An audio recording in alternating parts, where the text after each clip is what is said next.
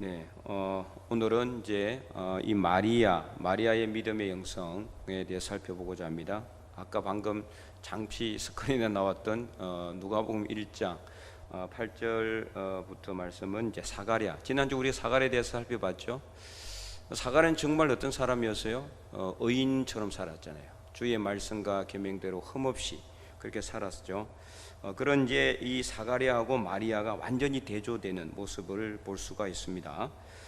그래서 오늘 우리가 읽은 것처럼 또 우리가 잘 알고 있죠. 마리아에게 가브리엘 천사가 나타나서 네가 아들을 낳을 것이다. 그리고 그 이름을 예수라 하라. 그래서 그가 큰 자가 되고 지극히 높으신 이의 아들이라 일컬어질 것이고 주 하나님께서 그 조상 다윗의 왕위를 그에게 주시리니, 이게 일반적인 세상 왕위가 아니고 하나님의 왕위, 영적인 왕위를 이야기하는 겁니다. 세상의 만유의 주로서, 구원주로서의 그런 왕위를 의미하는 거죠. 그래서 이제 그렇게 이야기를 하니까 대뜸 이렇게 찾아와서 누가 처녀에게 아들 낳을 거다 그러면은 그 믿겠어요? 아무도 못 믿죠. 마리아는 지금 이제 요셉과 정혼한 상태지만 아직 동거하기 전이에요. 그러니까 아기를 낳을 수가 없는 상태예요. 그런 마리아에게 천사가 아기를 낳을 것이다. 이 도대체 믿을 수가 없는 그런 상황이죠. 믿을 수가 없는 상황. 그래서 34절 마리아가 천사에게 말하되 나는 남자를 알지 못하니 어찌 이런 일이 있으리까. 이는 당연한 질문일 수밖에 없죠. 뭐 이렇게 쭉 설명을 해서 그렇게 해서 뭐 성령이 이런 설명을 한 게 아니잖아요. 그냥 대뜸 바로 내가 아들을 낳을 것인데 그 이름을 예수라 하라. 그렇게 이야기하는데 오케이 알겠습니다. 이럴 사람이 누가 있겠어요? 그래서 마리아는 묻습니다. 그죠? 내가 남자를 알지 못하는데 어찌 이런 일이 있을 수 있습니까? 그러자 천사가 이제 말씀하는 거죠. 35절 성령이 내게 임하시고 지극히 높으신 이의 능력이 너를 덮으시리니 이름으로 나실 바 거룩한 이는 하나님의 아들이라 일컬어질 것이다. 그리고 이제 덧붙여서 36절 부연 설명을 해줘요. 내 친족인 엘리사벳도 원래 임신하지 못하는데 지금 임신해서 여섯 달이 되었다. 6달. 그래서 이제 엘리사벳도 역시 임신하지 못한 상황이었지만 하나님의 능력으로 임신했다는 사실을 알려주는 거죠.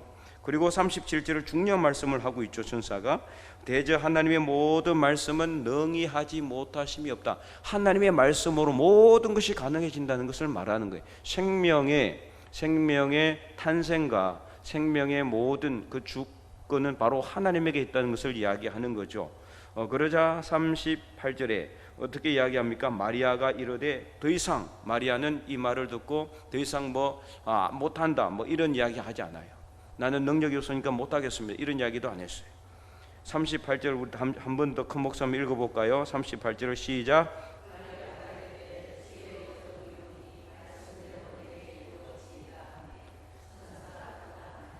아멘.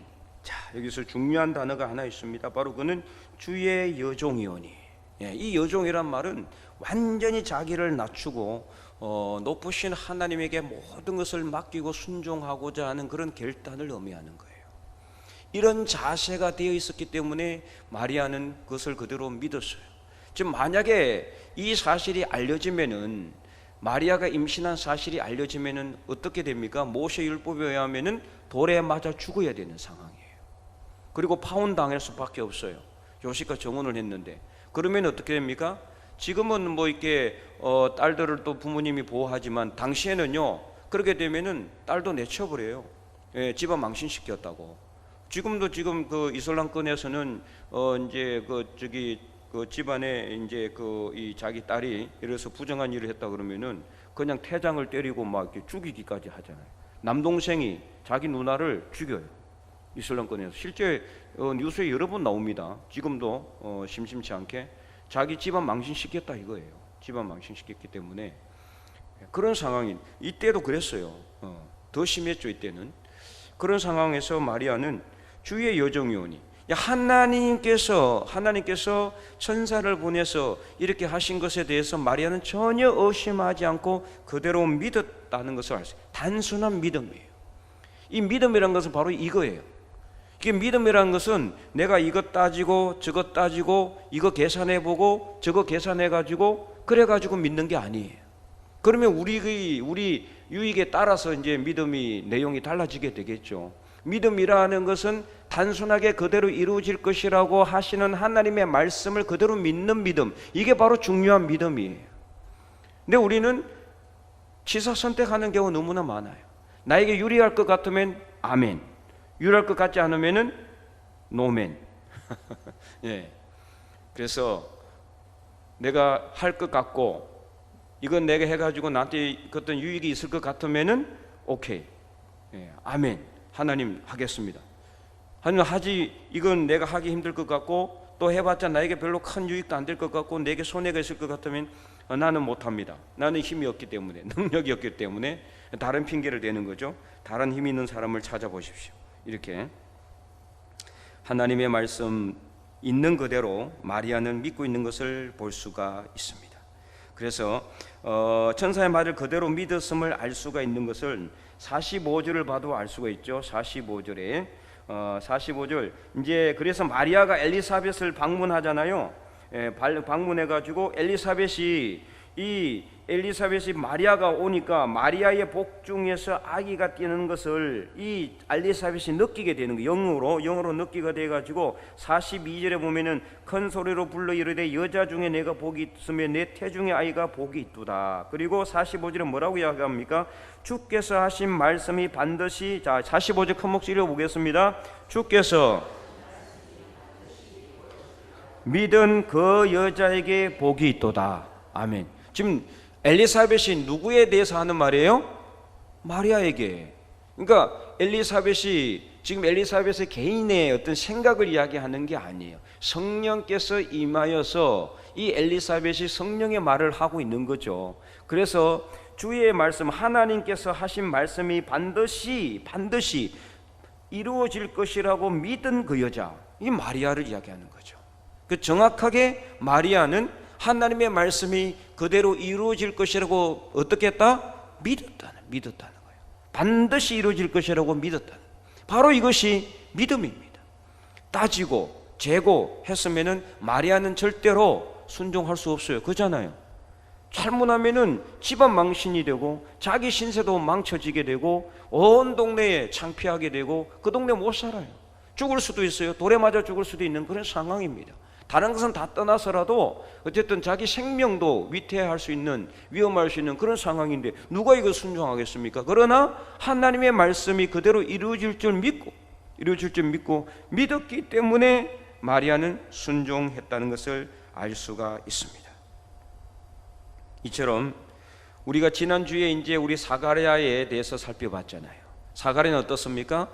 평소에 어떤 삶을 살았습니까? 사가랴는 제사장이었고 그 다음에 정말 주의 말씀과 규례대로 흠이 없는 삶을 살았고 의인이라는 그런 어떤 이렇게 인정을 받을 정도의 삶을 살았어요. 그러나 사가랴는 어때요? 정작 믿어야 할 때, 순종해야 될 때 어떻게 해요? 순종하지 못했고 못 믿었어요. 믿지를 못했어요. 결국에는 벙어리가 될 수밖에 없잖아요. 그래서 10달 동안 벙어리로 살 수밖에 없었어요. 그는. 그러나 마리아는 어떻습니까? 그는 이름도 없는 마리아는, 누가 마리아를 알았습니까? 시골을 산골 처녀를 갖다가 누가 알겠습니까? 이름도 빛도 없이 그냥 살고 있는 이 마리아는, 그러나 정말 중요할 때 하나님의 말씀을 그대로 믿은 그런 믿음의 여인이었다. 완전히 대조적이죠. 그래서 정말 우리는 평소에 우리가 믿음이 경건한 믿음을 살아야 되겠지만은 겉모습만 이 경건한 믿음의 삶을 사는 것이 아니라 진짜 우리 속마음이 믿음의 삶이 되어야 된다는 거예요.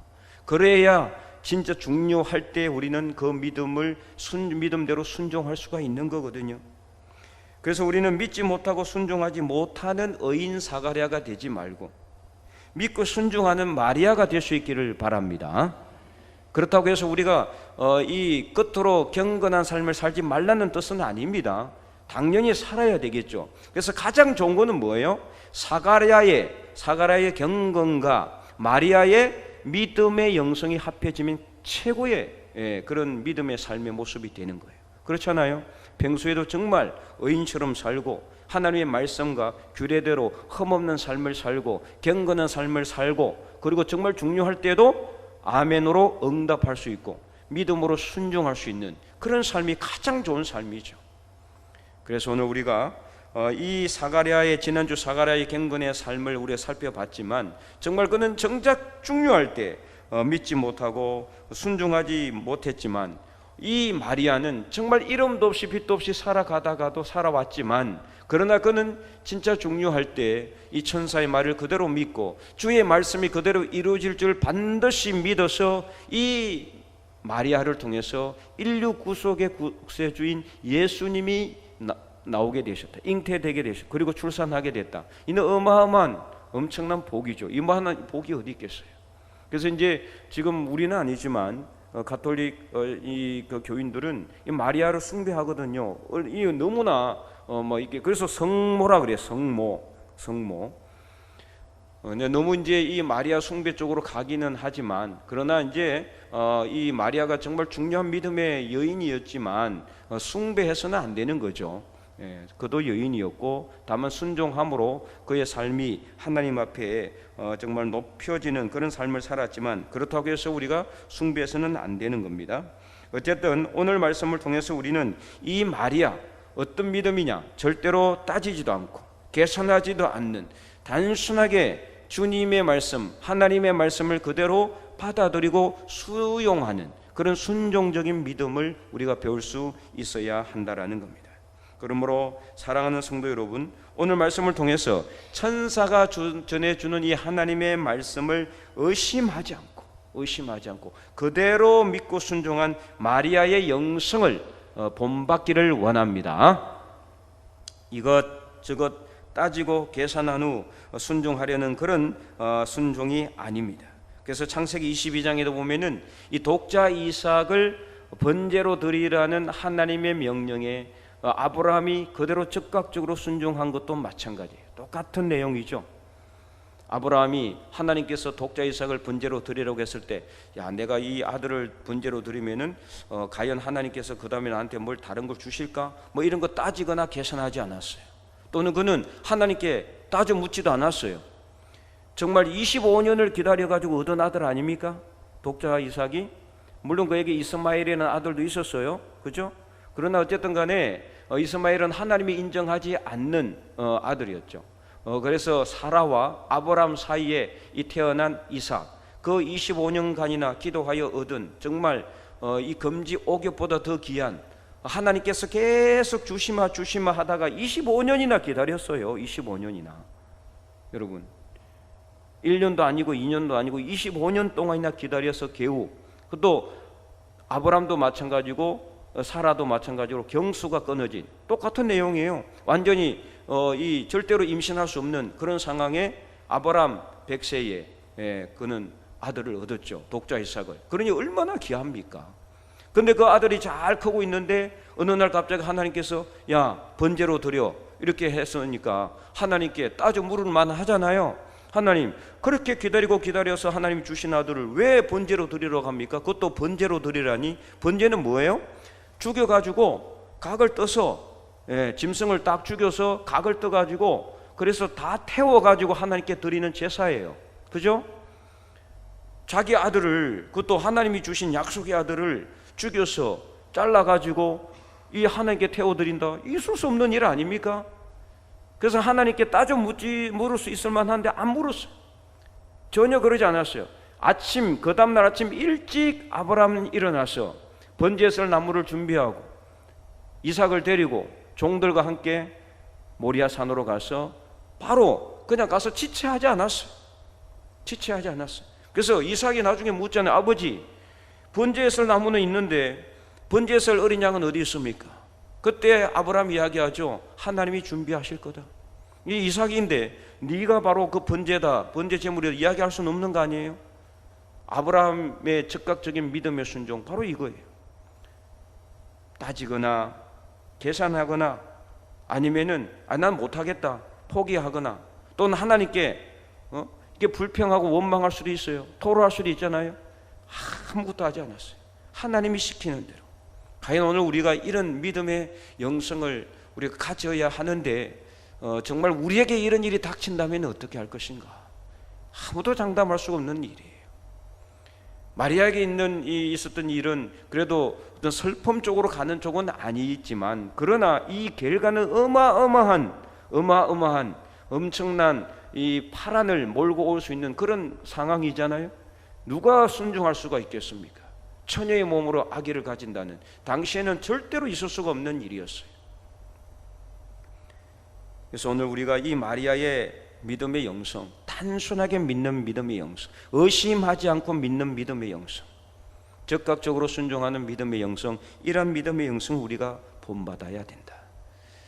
정말 우리 삶 속에서 하나님이 이런 일을 우리에게 준다면은, 이런 상황을 우리에게 준비하신다면 과연 여러분은 어떠하시겠습니까?